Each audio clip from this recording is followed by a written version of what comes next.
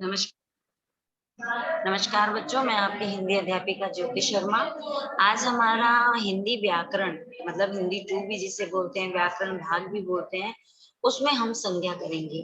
संज्ञा बहुत ही आसान एक टॉपिक है ना। हम छोटी क्लास से भी इसको पढ़ते आए हुए आ रहे हैं कि संज्ञा क्या होती है, संज्ञा के कितने भेद होते हैं।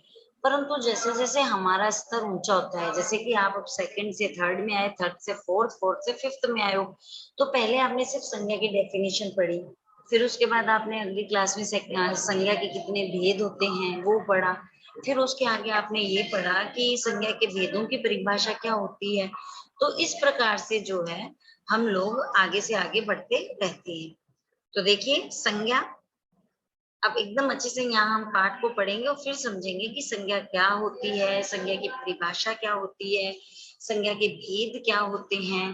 ठीक है, तो देखो, दिवाली के दिन दीप्ति अपने पिताजी के साथ अहमदाबाद के पास साबरमती आश्रम गई। वे ढेर सारे फल, मिठाइयाँ और पटाखे लेकर गई। दीप्ति ने अपने हाथों से सभी लोगों को मिठाइयाँ, फल और पटाखे बांटे। सभी की खुशी का ठिकाना न था।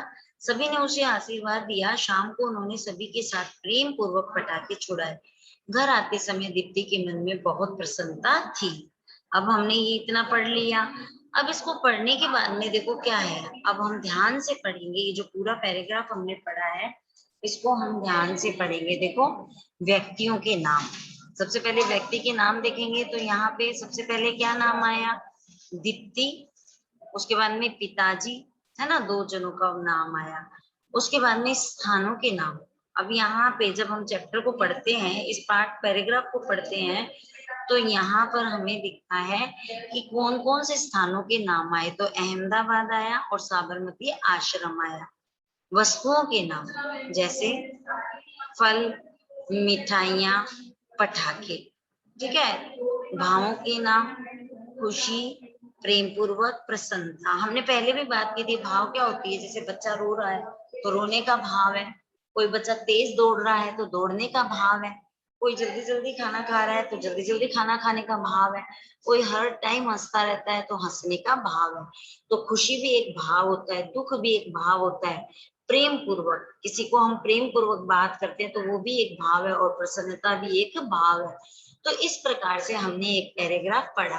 अब आप लोगों को पता है इस पैराग्राफ में से आपको मान लीजिए कोई क्वेश्चन दे दिया कि यहाँ पर व्यक्तियों के नाम क्या है, तो आप इस पैराग्राफ को पढ़ेंगे, फिर आप बताएंगे कि व्यक्तियों के नाम क्या है ना, इस प्रकार से। तो यहाँ पर दीप्ति, पिताजी, व्यक्तियों के, अहमदाबाद, साबरमती आश्रम स्थान के, फल, मिठाइयाँ, पटाखे और वस्तुओं के, और खुशी, प्रेम पूर्वक, प्रसन्नता, भाव के नामों की ओर संकेत करते हैं। इन सबको संज्ञा के नाम से जाना जाता है। तो यहाँ पर यह चीज क्लियर हो गई है कि संज्ञा क्या होती है। अब संज्ञा की डेफिनेशन देखो, संज्ञा की जो परिभाषा है वो देखो, किसी व्यक्ति, वस्तु, जाति, स्थान या भाव आदि का बोध करवाने वाले शब्द जो है वो संज्ञा कहलाते हैं।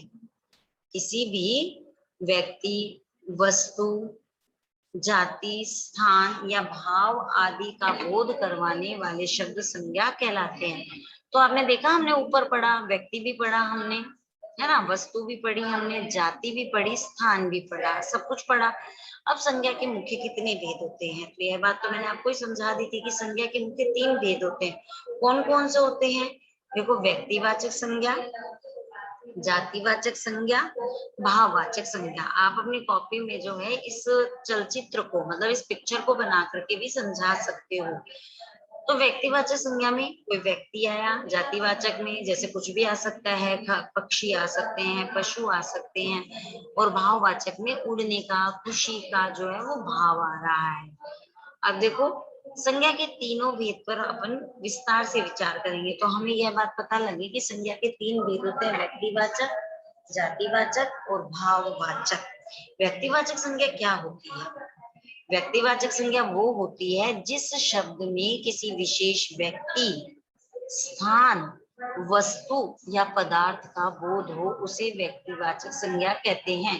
तो देखो, स्वामी दयानंद सरस्वती, आपको चलचित्र मतलब पिक्चर्स के माध्यम से समझाया गया है। स्वामी दयानंद सरस्वती व्यक्तिवाचक हो गए। संसद भवन ये भी एक विशेष जगह से हो गया। कन्नाट पैलेस ये स्थान हो गया।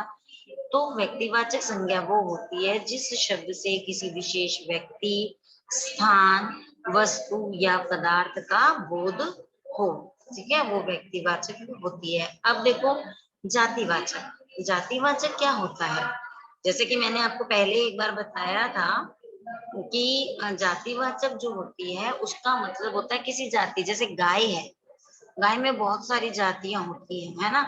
जैसे राठी गाय, अमेरिकन गाय, ज्यादा दूध देने वाली गाय, डॉगी है। आजकल डॉगीज तो सब पालते हैं, जैसे कोई किसी ने जर्मन शेफर्ड रख लिया, किसी ने पवेलियन रख लिया। तो इस प्रकार से अलग अलग जो है किसी ने अलग अलग जो है डॉगी अपने घर में रखते हैं।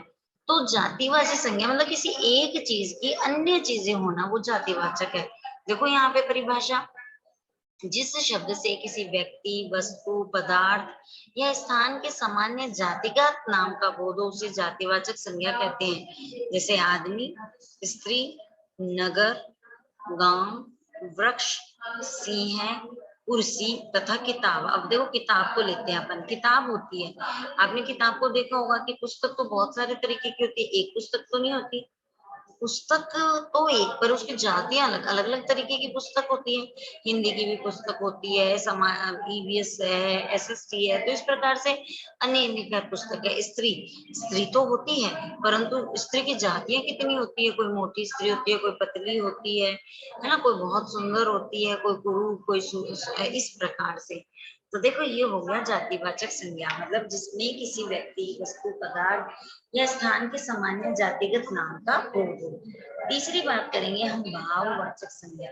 अब वो भाववाचक संज्ञा क्या होती है? भाववाचक, मैंने आपको एक पिक्चर दिखाई कि बच्चा रो रहा है, तो रोने का भाव। ठीक है, मतलब भाववाचक होता है जिसमें ना कोई स्त्री ना पुरुष, से भाव की बात करते हैं। जिस शब्द से किसी गुण, विशेषता, स्थिति अथवा दशा का बोध हो उसे भाववाचक संज्ञा कहते हैं। जैसे आप मिठाई खा रहे हैं तो आपको क्या लगता है? मीठी मीठी मिठाई है तो मिठास आई। आप कोई खट्टी चीज खाते हो तो आपका मुंह बन जाता है। जैसे आपने नींबू को खाया, नींबू को खाते क्या होता है? एक अजीब सी खटाई लगती है, अजीब सा मुंह बन जाता है। तो खटाई से खटास का अनुभव हुआ। ऊंचा, कोई चीज ऊंची है तो उसके कितना, जैसे अपन कहेंगे भी कुतुब मीनार, तो कितनी ऊंची होती है कुतुब मीनार, तो उसकी ऊंचाई को अपन देखते रह जाते हैं। कोई गरीब व्यक्ति है जो जा रहा है तो वह गरीबी। ठीक है, भाववाचक संज्ञाओं की यह विशेषता है जिसे हम सिर्फ महसूस करते हैं, है ना। कोई छोटा सा व्यक्ति जाएगा तो अपन उसकी तरफ देख के कहेंगे कितना छोटा है, अंदर से महसूस हुआ। कोई बहुत लंबा जा रहा है तो उसकी हाइट को देखते रहते हैं, तो बहुत मोटा तो उसको मोटापे को देखते रहते हैं। इस प्रकार से जो है भाव निकलते हैं, सिर्फ उन संज्ञाओं को हम महसूस करते हैं। आपको मान लीजिए आप कहीं जा रहे हैं और आपको अचानक से कोई अजीब सा कोई पक्षी दिखाई दिया, तो आपके मुंह से ओ ये क्या है, तो एक अलग भाव आया, है ना। तो ये जो होते हैं भाववाचक संज्ञाएं कहलाते हैं जिन्हें हम महसूस करते हैं। जैसे देखो यहाँ पे एग्जाम्पल है, कुतुब मीनार की लाट की ऊंचाई बहुत लंबी है ना। ऊंचा कुतुब मीनार कितना ऊंचा होता है। आम जब हम खाते हैं तो बहुत मीठा आम हो जाता है तो हमारा फेस जो है वो अलग ही बन जाता है। उसकी लाचारी देखकर मुझे दया आ गई। कोई कोई कई बार हम रेलवे स्टेशन जाते हैं, मंदिर के आगे जाते हैं, तो कोई गरीब बैठा हुआ होता है, तो होता है ना ऐसा कि बेचारा कितना गरीब, हमारा भाव निकल जाता है। तो इस प्रकार से जो है तीन भाव हो गए, व्यक्तिवाचक, जातिवाचक, भाववाचक। अब देखो इसके अतिरिक्त संज्ञा के दो भेद और माने जाते हैं, और ये किसमें माने जाते हैं? जातिवाचक में ही माने जाते हैं। एक तो होता है द्रव्यवाचक संज्ञा और एक होता है समूहवाचक संज्ञा। द्रव्य, द्रव्य मतलब जो लिक्विड होता है। जैसे 2 लीटर दूध देना, मुझे 5 किलो चीनी चाहिए जो कि नाप तोल में हो, मुझे 5 ग्राम सोना लेना है। तो आप देख रहे हो यहाँ पे दूध है, चीनी है, सोना है, आदि संज्ञाएं तो है, लेकिन इन्हें मापना तोलना पड़ता है। तो जो शब्द किसी धातु, द्रव्य या पदार्थ का बोध कराते हैं उन्हें द्रव्यवाचक संज्ञा कहते हैं। जैसे तांबा, चांदी, सोना, पानी, दूध, मिट्टी, अनाज। आपको कैसे पहचान करनी है कि जिसका हम माप तोल नाप करते हैं। गली में दूध देने कोई आता है तो अंकल 2 किलो दूध दे दीजिए, 4 किलो आलू दे दीजिए, 5 किलो चीनी दे दीजिए, है ना। तो वो जो है द्रव्यवाचक है। अब आती है समूहवाचक की बात। समूह माने ग्रुप। देखो यहाँ पे एक पिक्चर दिखाई गई है, मेरी कक्षा है, इधर एक पिक्चर दिखाई कि सेना आगे बढ़ रही है, और इधर दिखाई कि बच्चे की जो टोली है वो होली खेलने निकली है। तो आपने देखा, तो देखो कक्षा, सेना, टोली, ये सब शब्द किसको बोधित करवा रहे हैं? समूह को, ग्रुप को। तो इस प्रकार जो पूरे समुदाय समूह को प्रकट करते हैं उन्हें समूहवाचक संज्ञा शब्द कहते हैं। जैसे दल, है ना, झुंड, पंक्ति, पार्टी, गुट, ये सारे क्या होते हैं? समूहवाचक, जो समूह में होते हैं। तो इस प्रकार के कई शब्दों से भाववाचक संज्ञा भी बना सकते हैं। अब आप देखो, अब आपको भाववाचक संज्ञा बनानी है। जैसे मनुष्य, तो मनुष्य जब होता है तो उसकी क्या निकलती है? मनुष्यता, उसका मनुष्यत्व निकलता है। स्त्री का स्त्रीत्व, एक मित्र होता है, फ्रेंड, फ्रेंड से क्या होता है? फ्रेंडशिप। तो मित्र से क्या होती है? मित्रता। भाई, भाई से क्या होता है? जैसे कल ईद का त्योहार गया, तो भाईचारा था ना, ईद के त्योहार में भाईचारे की भावना होती है। तो भाई से भाईचारा, लड़का से लड़कपन। कवि क्या करता है? अपनी कविताओं को गाता है, तो कवित्व हो गया। मानव से मानवता, अमीर से, अमीर व्यक्ति क्या होती है? अमीरी होती है। गरीब से गरीबी होती है। बच्चा क्या होता है? उसका बचपन दिखता है। बूढ़ा, उसका बुढ़ापा दिखता है। माता, उसका मातृत्व दिखता है। तो इस प्रकार से जो है वो जातिवाचक संज्ञा से भाववाचक बनते हैं।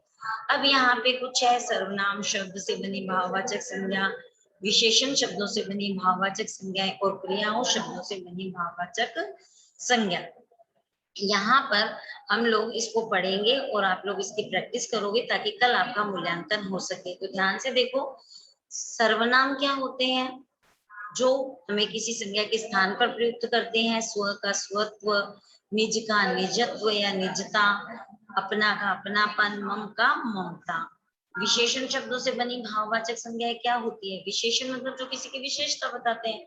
हरा, जब आप हरा देखते हो तो आपको क्या दिखती है? हरियाली। कहीं पे हरा हरा ग्रीन ग्रीन होता है तो वहां से क्या दिखती है? हरियाली दिखती है। सफल, कोई व्यक्ति सफल हो गया तो क्या हो? उसको सफलता प्राप्त हुई थी। सुंदर, सुंदरता। अच्छा, अच्छाई। बुरा, बुराई। उसमें कितनी बुराई है? तो बुराई किससे आती है? बुरेपन से आती है। मीठा, जब आप मिठाई खाते हो तो मिठास आती है। मधुर, मधुरता। उदार, मतलब सॉफ्ट नेचर होना, उदारता। चतुर, चतुराई या चतुरता। वीर, वीरता। अब देखो, क्रिया शब्द से बनी, हर से बनती है। अब क्रिया से भाववाचक कैसे बनेगी? तो क्रिया क्या होती है? जैसे आप खाना खा रहे हो, तो खाने खाने की क्रिया कर रहे हो, है ना। आप जैसे पढ़ रहे हो तो पढ़ने की क्रिया कर रहे हो। तो इनसे कैसे क्रिया बनती है? देखो, पढ़ना क्रिया है, तो पढ़ना से आप क्या करते हो? पढ़ाई करते हो। सजना, सजावट करते हो। बनना, बनावट। हंसना, हंसी। खेलना, खेल। दौड़ना, दौड़। उड़ना, उड़ान। चुनना, चुनाव। बहना, बहाव। चलना, चाल। तो इस प्रकार से जो है हमने आज संज्ञा की है। संज्ञा में हमने बहुत सारी चीजों का पढ़ा है, पर पढ़ने के बाद इसका मूल्यांकन करना जरूरी होता है। तो आज हम अपने इस अध्याय को यहीं विराम देते हैं, और अगले अध्याय में हम इसको दोबारा से पढ़ेंगे भी, और इसका जो है आप लोगों के द्वारा इसका मूल्यांकन भी करवाया जाएगा। तो आज के लिए हम इतना ही करेंगे, आगे के अध्याय में हम अपना मूल्यांकन करेंगे।